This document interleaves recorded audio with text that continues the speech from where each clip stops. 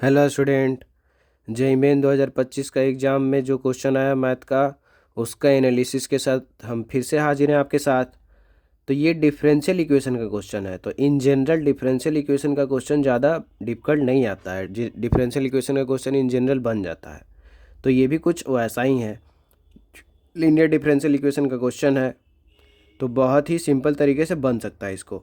तो हम JEE main के एग्ज़ाम में देख रहे हैं कि कुछ क्वेश्चन आराम से बना सकते हैं। तो सबसे पहले अगर वो बना लिए तो हमारे पास कॉन्फिडेंस आ जाता है कि और क्वेश्चन अटेम्प्ट फिर हो सकता है। तो देखिए, डिफरेंशियल इक्वेशन को टारगेट करिए। इसका कॉन्सेप्ट एकदम क्लियर होना चाहिए ताकि इसका क्वेश्चन तो छूटे ही ना छूटे। तो सबसे पहले हम देख पा रहे हैं कि डिफरेंशियल इक्वेशन हमारे पास कैसा है, एक्स स्क्वायर बाई डैश, ये D Y by D X मतलब बाई डैश 2x/+3। तो इसको हम ऐसे लिखे हैं कि एक्स स्क्वायर बाई डैश। अब देखिए, यहाँ पे देख रहे हैं कि बाई डैश है और क्या देख रहे हैं, बाई है। तो जैसे ही अगर सिंपल ऐसे अगर दिख रहा हो तो एकदम लगेगा कि ये लीनियर में ही जाने वाला है। और लीनियर में जाने वाला है मतलब बाई डैश को अकेला बनाना है, ये अकेला ही रहेगा। तो इसके साथ जो भी है उनको भेज दीजिए, उस साइड भेज दीजिए। तो एक्स स्क्वायर से भागा दीजिए दोनों साइड। तो एक्स स्क्वायर से जब भागा दे देंगे तो इसको इस साइड लेके आ जाएंगे। तो यहाँ पे जो था प्लस था तो उस साइड आके माइनस हो जाएगा। अब यह है कि बाई डैश 2x/एक्स स्क्वायर बराबर 3/भी एक्स स्क्वायर। एक्स स्क्वायर को दोनों साइड भागा दिए क्योंकि इसको क्या क्या बनाना था, अकेला। तो ऐसा आ गया कि बाई डैश, यहाँ पे एक्स एक्स एक कट गया।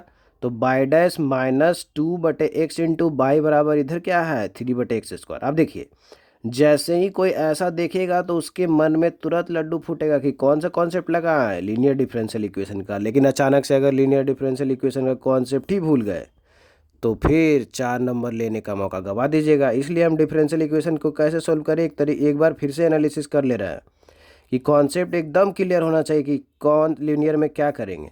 तो सबसे पहले हमारा जो लीनियर डिफरेंशियल इक्वेशन हो जाएगा वो किस फॉर्म में रहेगा, तो यहाँ पे बाई डैश होगा और पी एक्स, यहाँ पे कुछ एक्स का फंक्शन होगा और यहाँ पे क्या होगा, बाई। और यहाँ पे कुछ होगा क्यू, मतलब जो दूसरा एक्स का फंक्शन जो बचा हुआ है। अभी देखिए इस फॉर्म में है कि नहीं है। तो यहाँ पे देख रहे हैं कि बाई डैश अकेला है और यहाँ पे जो है वो क्या हो जाएगा, ये जो बाई के साथ लिखा हुआ है वही पी एक्स है और बाकी जो इधर बच गया है वही क्या है, क्यू एक्स। तो यहाँ पे पी एक्स और क्यू एक्स का पहचान हो चुका है। अब हम देख रहे हैं कि दूसरा जो होता है इसमें स्टेप कि वो इंटीग्रेटिंग फैक्टर निकालने का। तो इंटीग्रेटिंग फैक्टर कैसे निकालते हैं, इंटीग्रेटिंग फैक्टर निकालने में एक पी एक्स का यूज करते हैं, -2/x। जैसे देखिए, अगर इंटीग्रेटिंग फैक्टर निकालना होगा हमको तो यहाँ पे है e⁻ integration of P x D x. तो पी एक्स को उठा के इंटीग्रेट कर देते हैं और किसके पावर में चढ़ा देते हैं, e⁻ में। तो अगर हम इस क्वेश्चन का इंटीग्रेटिंग फैक्टर निकालने जाएंगे तो कैसे निकालेंगे, तो इंटीग्रेटिंग फैक्टर अगर निकालने जाएंगे तो e⁻ इंटीग्रेशन ऑफ, देखिए पी एक्स के जगह पे क्या है, -2/x। तो -2/x को इंटीग्रेट करेंगे। तो -2/x को इंटीग्रेशन कैसे करेंगे, अब अचानक से भूल गया तो काम खत्म। फिर डिफरेंशियल इक्वेशन कैसे सोल्व करेगा, तो 1/x का इंटीग्रेशन क्या होता है, ln x। हमेशा याद रखिए 1/x का इंटीग्रेशन ln x। अब यहाँ पे लॉ का प्रॉपर्टी लगेगा कि -2 अगर बाहर है तो उसको पावर में लेके कहाँ जा सकते हैं, x पे। तो x पे पावर अगर -2 होगा तो उसको क्या लिख सकते हैं, 1/x²। तो 1/x² हो गया और यहाँ पे e पे पावर ln है तो ये दोनों हट जाएगा और क्या बच जाएगा, बस 1/x²।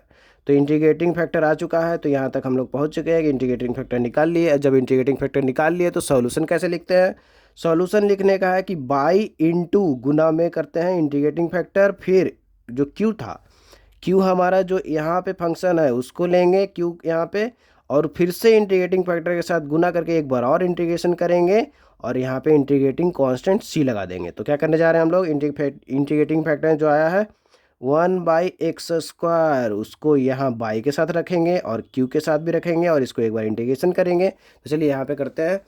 तो बाई बाई यहाँ पे इंटीग्रेटिंग फैक्टर की जगह पे रख चुके हैं 1/x², और यहाँ पे भी ये तो क्यू था और यहाँ पे 1/x² फिर से रखे और इसका इंटीग्रेशन करना होगा। अब देखिए इसका इंटीग्रेशन कैसे करेंगे, तो यहाँ पे इसका इंटीग्रेशन करने के लिए हमको दिख रहा है कि x² गुने x², x⁻4। अब x⁻4 ऊपर आ गया। अब इसका इंटीग्रेशन करने के कैसे करेंगे, x⁻n वाला लगा देंगे। तो पावर अगर -4 है तो पावर 1 बढ़ जाता है। तो बढ़ेगा तो कितना हो जाएगा, -3। तो इससे डिवाइड भी हो जाएगा -3 से। तो इसका इंटीग्रेशन हो चुका है। अभी देखिए 3 3 कट जाएगा और इधर c का c ही हो गया। अब यहाँ भी बाई बटे एक्स स्क्वायर ही हो गया। तो अब देखिए यहाँ तक जैसे ही पहुँचे तो हमको चाहिए बाई, तो बाई जब चाहिए होगा हमको तो एक्स स्क्वायर कहाँ भेज देंगे, उस साइड। तो जैसे ही एक्स स्क्वायर उस साइड गया तो नीचे वाला कहाँ चल गया, ऊपर। तो यहाँ पे जो माइनस बचा था उस माइनस को यहाँ पे रखे हुए हैं, और 3 3 कट चुका है, और एक्स पावर -3 भी यहाँ पे बैठा हुआ है। तो ये दोनों को गुना करेंगे तो कितना आएगा, एक्स पे पावर जो है पावर जुड़ जाएगा, तो 2 -3 हो जाएगा। तो क्या हो जाएगा, दोनों का पावर मिला के -1, तो 1/x हो जाएगा। और यहाँ पे सी एक्स स्क्वायर जो नीचे था वहाँ पे गुना हो गया जाके।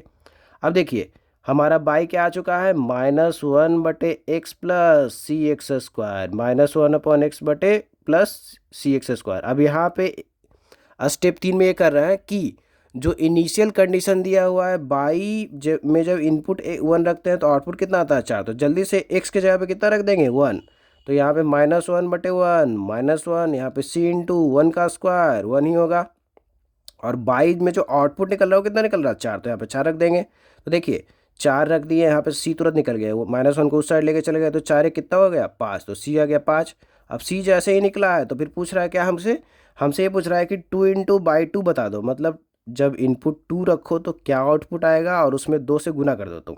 तो बाई 2 अगर चाहिए तो क्या करेंगे, एक्स की जगह पे 2 रख देंगे। तो यहाँ पे एक्स की जगह पे 2 रखेंगे तो -1/2, तो -1/2। अब देखिए सी की जगह पे कितना आ गया 5, तो 5 रख दिए। एक्स स्क्वायर मतलब 2 का स्क्वायर, तो ये 2 का स्क्वायर हो गया 4, 4 पचे 20, तो ये हो गया 20। तो 20 यहाँ पे -1/2, तो 20 -1/2, और यहाँ पे हमको फाइनल बाई 2 नहीं चाहिए आंसर में, हमसे पूछा जा रहा था 2 इंटू बाई 2, इसका वैल्यू बता दीजिए। काहे कि इंटीजर टाइप का क्वेश्चन था, तो वो चाहता था कि जो आंसर आए वो कैसा है, इंटीजर, ताकि आराम से न्यूमेरिकल टाइप का ही था। तो इंटीजर में आंसर ये चाह रहे थे कि इंटीजर आए। अब देखिए कैसे आ रहा है इंटीजर, 20 -1/2, तो 40 -1/2, तो फिर ये 2 2 कट जा रहा है, तो फाइनल आंसर कितना जा रहा है 39, और 39 अगर वहाँ पे बॉक्स में लिख दिए तो सीधे 4 नंबर मिल जाएगा। तो यहाँ पे डिफरेंशियल इक्वेशन का बहुत ही सिंपल क्वेश्चन पूछा जाता है, तो डिफरेंशियल इक्वेशन का कॉन्सेप्ट एकदम क्लियर होना चाहिए। ज़्यादातर तो लीनियर डिफरेंशियल इक्वेशन पूछा जाता है, लेकिन सेपरेशन ऑफ वेरिएबल भी पूछा जा सकता है, कभी कभी एग्जैक्ट डिफरेंशियल इक्वेशन भी पूछा जाता है, तो कॉन्सेप्ट क्लियर होना चाहिए। तो अगर डिफरेंशियल इक्वेशन का कॉन्सेप्ट क्लियर करना चाहते हैं तो इस प्लेटफॉर्म से जुड़े रहिए, क्योंकि इस प्लेटफॉर्म पे सारा डिफरेंशियल इक्वेशन को एक्सप्लेन किया जाएगा, उससे रिलेटेड क्वेश्चन भी बनाया जाएगा और प्रीवियस ईयर क्वेश्चन भी बनाया जाएगा, ताकि आपका डिफरेंशियल इक्वेशन मजबूत रहे और 4 नंबर एकदम पक्का हो जाए और आपका कॉलेज भी पक्का हो जाए। तो आप अपना डाउट भी इस प्लेटफॉर्म से साझा कर सकते हैं। इसमें डिस्क्रिप्शन में सारा लिंक दिया रहेगा, वहाँ पे आप अपना जो भी दुख दर्द है वहाँ पे बता सकते हैं, मैथ से रिलेटेड सारा दुख दर्द दूर किया जाएगा आपका।